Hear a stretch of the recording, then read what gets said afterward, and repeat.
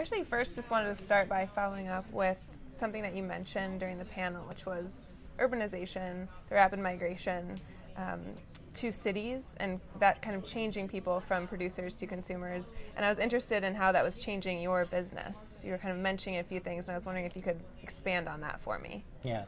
In many countries, there's a huge urbanization, and take China.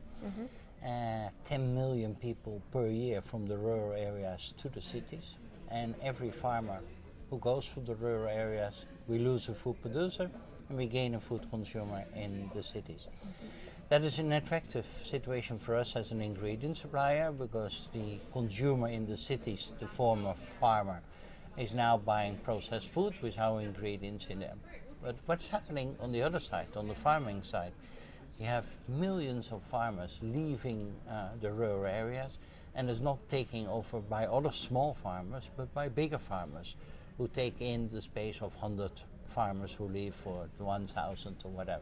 That gives pressure to the system as well, because it goes so rapid that the new farms have not always the food safety, food quality which is needed, do not always have the technology. And here we provide, as DSM also, feed ingredients, technologies to help them. So as a business model, it is very interesting for us.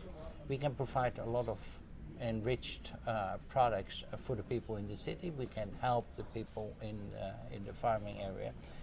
The system itself needs further guidance of the government, because sometimes it's going so rapid that I'm concerned about food safety, food quality, standardization. It's like there's not time for it to keep up. So that scaling up, that needs some attention. Okay. That's correct. And how do we get there? How do we catch up? How do we make sure that that's happening? Well, the governments need to play a role, because they stimulate that urbanization, and in all countries in the south and in the eastern part of the world, this is happening. In China, of course, in a very, very big scale. So that needs some guidance, and I think it's important to set food quality standards and also to think about the food we provide to the people in the city.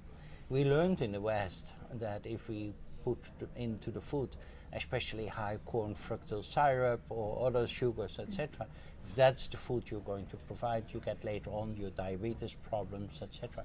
So we need to take care that we have the right quality of food. And I think there the world can make a huge step up still to improve the quality of food and look to the nutritious value of food instead of only the caloric value in terms of carbohydrates or whatever.